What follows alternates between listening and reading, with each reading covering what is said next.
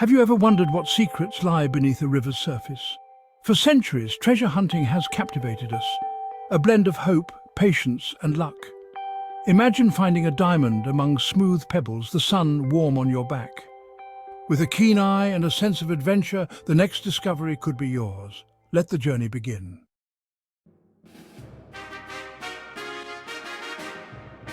When we think of diamonds, our minds often drift to far-flung exotic locations.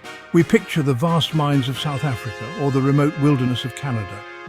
It's easy to assume that finding a diamond is an activity reserved for these specific famous places. However, the Earth's geological history is far more complex and fascinating than that. Diamonds are not confined to just a few corners of the globe. The powerful volcanic events that brought these gems to the surface happened all over the world. Over countless millennia, wind, rain and ice have eroded the ancient rock formations that held them, carrying these hardy crystals downstream into rivers and streams across continents. This means that diamond-bearing rivers are not as rare as you might believe. From the rolling hills of North America to the rugged landscapes of Australia, and even here in parts of Europe, diamonds have been found by ordinary people in the most unexpected of places. These are known as alluvial diamonds, gems that have been washed away from their original source and deposited in riverbeds. They are often small, but they are perfectly formed and just as genuine as any diamond pulled from a deep commercial mine. The key is knowing that they could be there, waiting to be found in the gravel of a local waterway. The beauty of searching for alluvial diamonds is its simplicity. You are not looking for a vein of diamonds locked deep within the earth.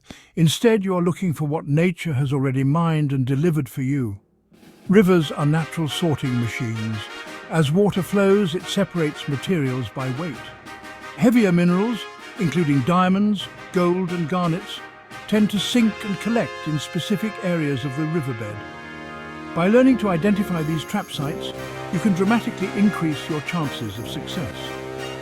This isn't a wild goose chase. It's a calculated search based on understanding the river's flow and the principles of gravity. This guide will demystify the process, breaking it down into easy-to-follow steps. We will show you that you don't need a degree in geology or expensive equipment to get started. What you need is curiosity and a willingness to look at your local rivers in a new light. The very stream you may have passed 100 times could hold a secret it's been keeping for millions of years. It's time to change your perspective from that of a casual observer to that of a prospector. The potential for discovery is real, and it might just be waiting for you closer to home than you ever imagined. To find a diamond, we must journey deep into the earth, far deeper than any human has traveled. Forged under immense heat and pressure, a diamond is a survivor, older than the dinosaurs, a relic of our planet's fiery heart. When you hold one, you hold a piece of Earth's ancient story, unique among all the stones you'll find. Our diamond, forged deep in the mantle, needed a violent, rapid ride to the surface. Only explosive, supersonic volcanic eruptions could rocket it upward, forming kimberlite pipes.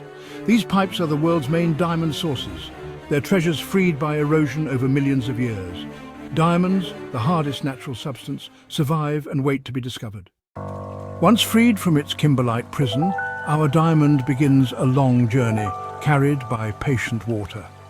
Tumbled for millions of years, its hardness lets it survive the rough trip. The river sorts heavy minerals, concentrating diamonds in slow-moving bends and behind boulders.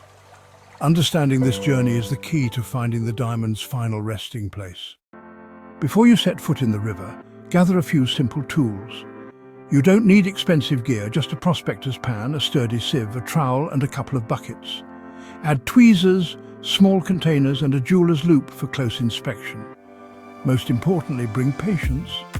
That's your essential diamond hunting toolkit.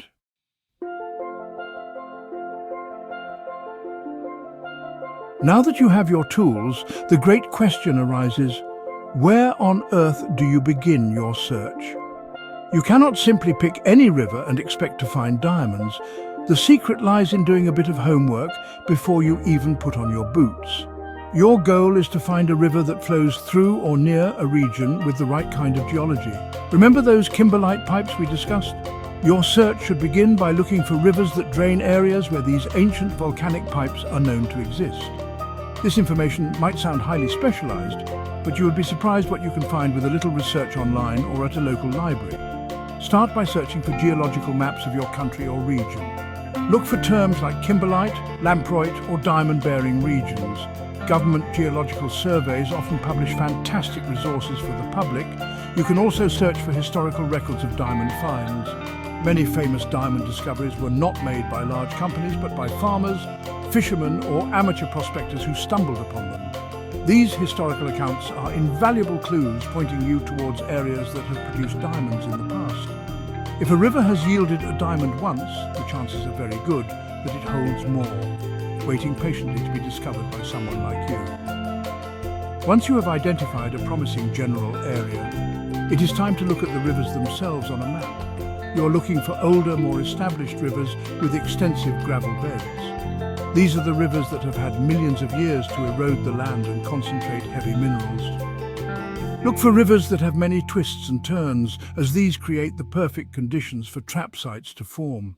Avoid very steep, fast-flowing mountain torrents, as they are often too powerful to allow heavy minerals to settle. You want a river with a mature, steady flow, one that has been patiently working the landscape for a very long time. Do not be discouraged if the nearest known diamond source is a long way off. Remember that rivers can transport these gems for hundreds of kilometers. The diamond you find might have started its river journey in a completely different county or state. Focus on the major river systems that drain from the geologically promising uplands. Think like water, following its path from the ancient source down towards the plains.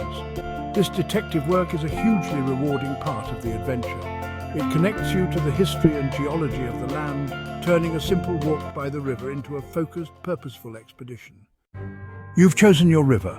Now find the perfect trap site. Focus on inside bends behind big boulders and exposed bedrock. These calm spots collect the river's heaviest treasures, gold, diamonds, and more. Probe gravel bars and crevices. That's where the river hides its best finds.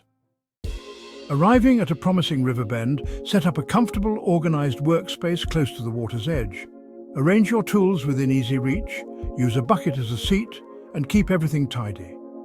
Choose calm, clear water and position the sun behind you to spot diamonds easily. With your setup complete, you're ready for a productive day of panning.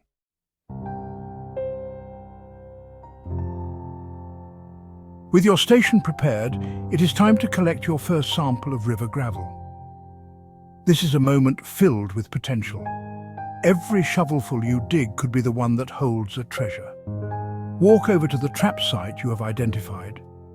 Perhaps it's the head of that gravel bar on the inside bend. You want to dig down a little, as the heaviest materials naturally work their way deeper into the gravel. Skim the top layer of loose, light pebbles aside. The best material, the pay dirt, is often found just above a layer of clay or bedrock, where the heavy minerals have been stopped in their downward journey. Dig a few shovelfuls from this promising layer. Carry your gravel back to your workspace and place it into your classifier sieve, which should be resting securely on your bucket.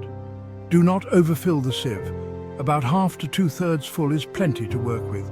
Now, lower the bucket and sieve into the river until the gravel is completely submerged. Begin to shake the sieve from side to side. This motion, combined with the water, washes the finer material, the sand, small pebbles, and hopefully any diamonds, through the screen and into your bucket below. The larger, unwanted rocks will be left behind in the sieve. This is the first crucial step of concentration. After a good minute of shaking and washing, lift the sieve out of the water. Give it a final swirl to ensure all the smaller material has passed through. You can now discard the large rocks left in the screen. You may wish to give them a quick glance, just in case a particularly large gem has been caught, but this is highly unlikely. The real prize is now waiting for you in the bucket below. You have successfully reduced a large volume of unpromising, bulky material into a much smaller, more manageable sample of concentrated pay dirt. This is the material you will now introduce to your pan. Repeat this process a few times until you have a good amount of classified gravel in your bucket. A few inches of material at the bottom is a perfect amount to start with. You have now completed the first stage of the search. You have taken a random patch of riverbed and, using your knowledge of river dynamics and a simple tool, have isolated the most promising fraction of its contents. This classified material is where heavy minerals have been naturally and manually concentrated, dramatically increasing your odds of finding something special. The excitement can truly begin to build now as you prepare for the next stage, the pan.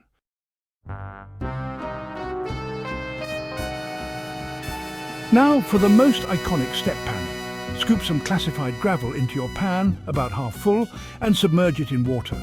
Break up any clumps with your hands. Diamonds can hide in clay. Shake the pan vigorously to stratify heavies. Sink, lights rise. Tilt and swirl the pan, washing away lighter material, then shake again to resettle the heavies. Repeat until only a small amount of dark, heavy concentrate remains. This black sand is where diamonds and other heavy minerals collect. Swirl gently, revealing what lies beneath. This is the moment of truth.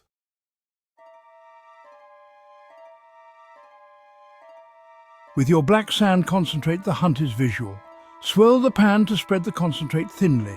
Look for stones with a greasy adamantine luster like wet glass, not a sparkle. Focus on sharp crystal shapes, octahedrons, cubes or dodecahedrons, often with flat faces and trigons. Diamonds resist rounding, so sharp edges are a clue. Use tweezers and a jeweler's loupe to inspect anything promising. Diamonds may be clear, yellow or brown, but always look sharp and alien among river pebbles. Each pan is a new chance. Train your eyes for the unmistakable signs.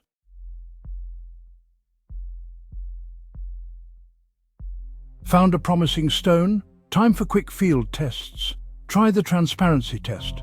Place it over writing. If you can't read through it, that's a good sign. Compare its weight to quartz. A diamond feels heavier for its size. Test hardness. A diamond shouldn't scratch easily, and nothing should scratch it. Avoid the glass test. Many minerals can scratch glass. Drop it in water. A real diamond sinks fast, like a lead weight. Combine these clues: blurred text, surprising heft, supreme hardness, rapid sinking. These aren't foolproof, but together they build a strong case. If it passes, you might have a real diamond.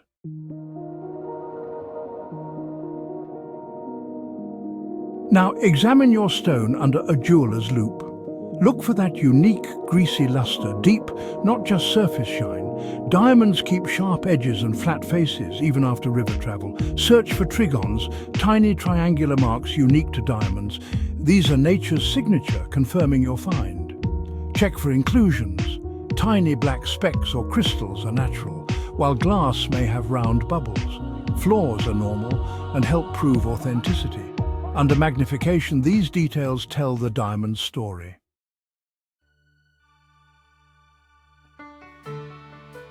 If your stone passes all your tests, it's time for expert confirmation. Find a certified gemologist. They have the tools and experience to be sure. Share your process and findings. Professionals appreciate your effort. They'll examine the stone, test its properties, and use a diamond tester for thermal conductivity. If confirmed, you'll know for sure and get details on carat, clarity and type. This final step turns your river find into a certified diamond. Congratulations. Your journey from riverbank to real treasure is complete. The thrill of the hunt is powerful, but always respect nature's unpredictability. Your safety is more precious than any stone. Always check the weather before heading out and let someone know your plans. Watch your footing. River rocks can be slippery. Wear sturdy boots and use a walking stick for balance. Respect wildlife and keep your distance. Carry a first aid kit for minor injuries. Stay safe. Your well-being is the greatest treasure. Our quest for diamonds takes us into beautiful, delicate environments. As prospectors, we must leave no trace. Pack out all rubbish, fill any holes, and respect local rules. By acting as guardians, we help keep these wild places pristine for generations to come. Your adventure awaits. From ancient volcanic fury to tranquil rivers, you now hold the knowledge to seek hidden gems. The river calls, its secrets are ready for those curious enough to look. Step outside, begin your search, and let the journey become your greatest treasure.